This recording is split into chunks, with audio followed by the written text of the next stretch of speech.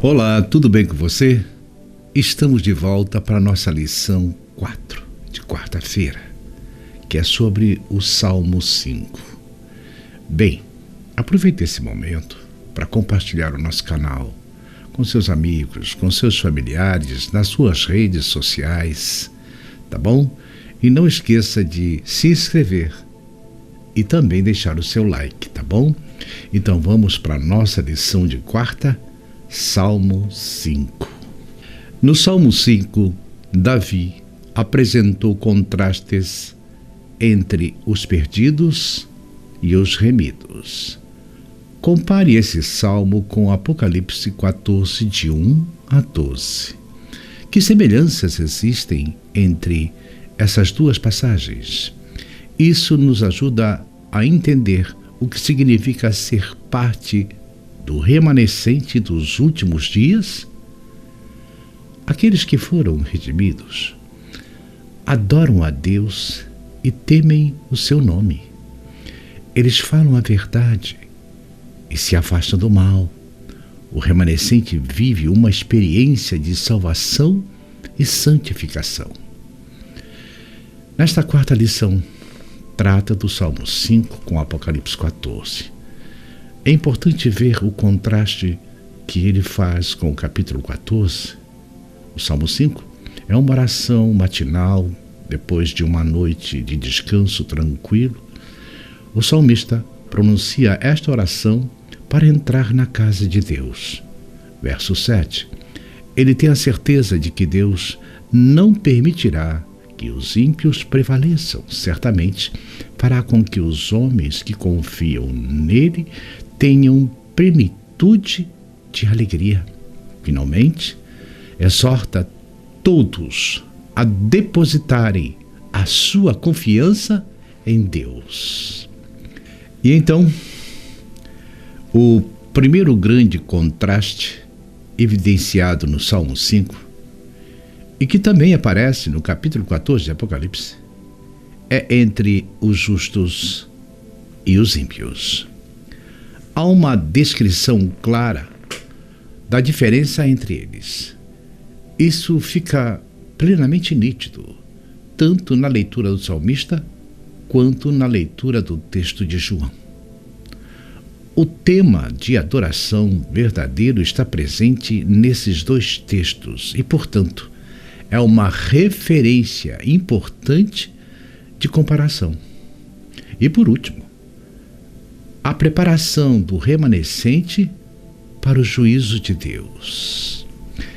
E então, o estudo do capítulo 5 de Salmos vai nos dar uma orientação clara do que Deus pretende com seus filhos e de como aqueles que rejeitam a Deus se comportam, como eles se manifestam e como eles são distintos do povo de Deus. Ou seja, existe diferença entre quem serve a Deus e quem se submete aos enganos de Satanás.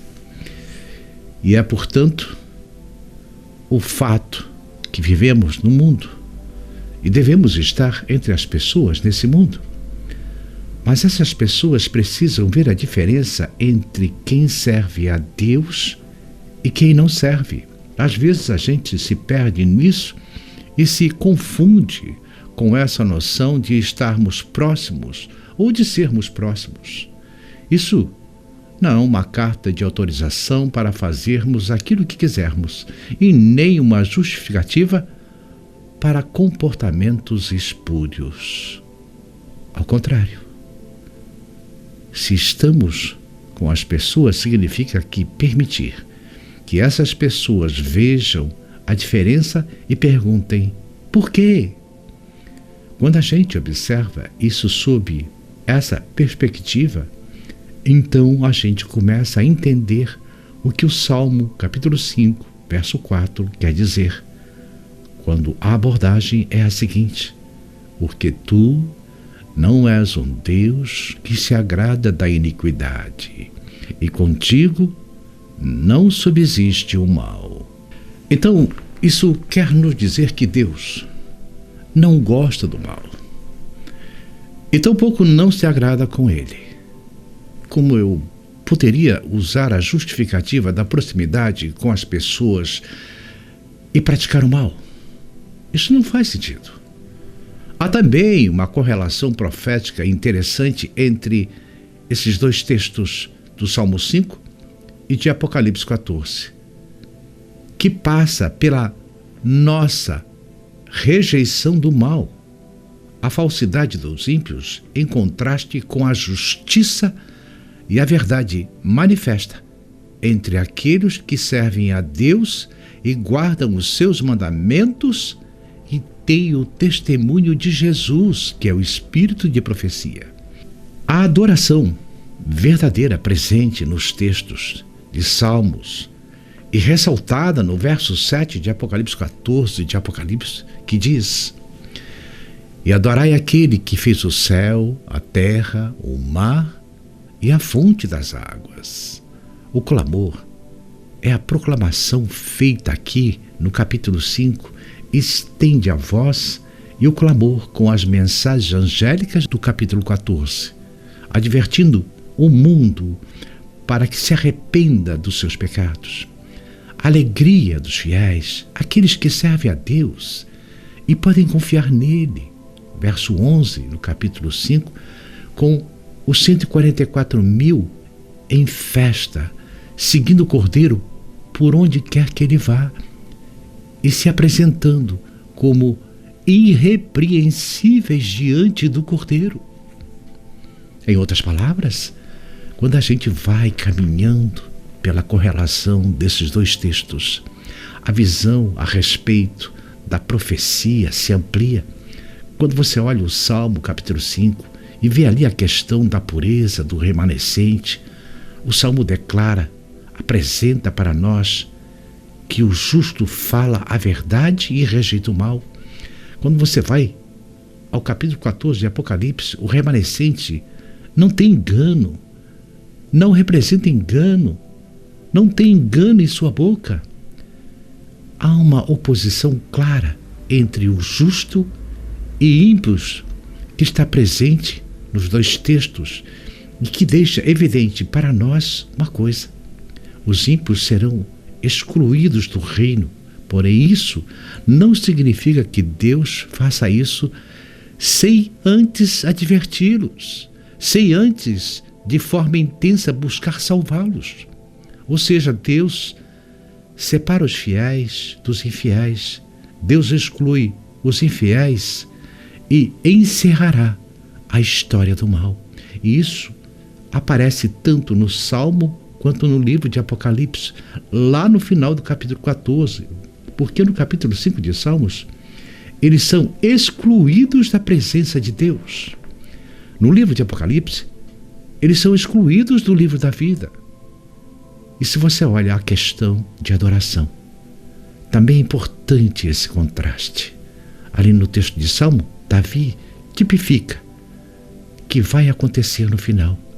Ele se aproxima do santuário em referência a Deus e o adora.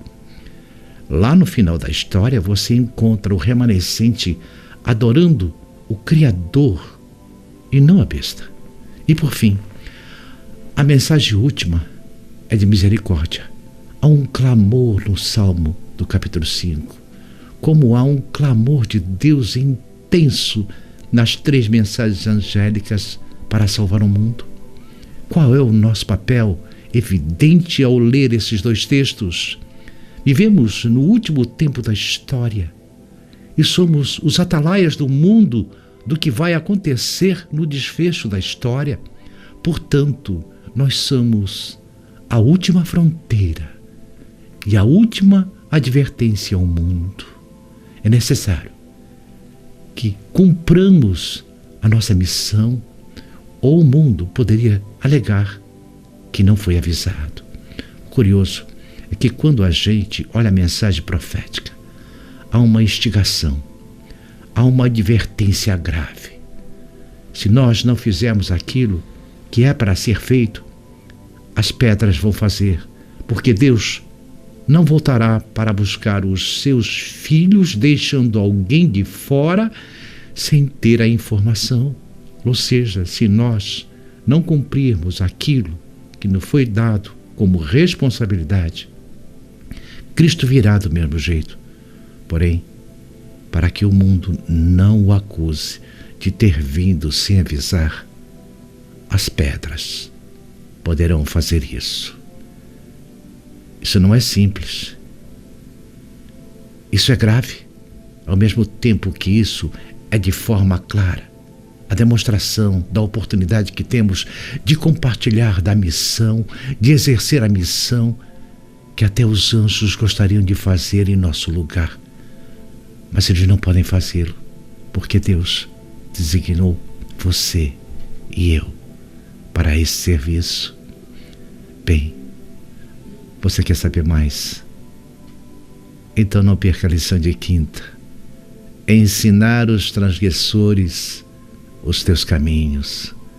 Compartilhe o nosso canal TV da Bíblia com seus amigos, seus familiares. Deixe o seu joinha e quem puder se inscreva. Até amanhã, se Deus permitir.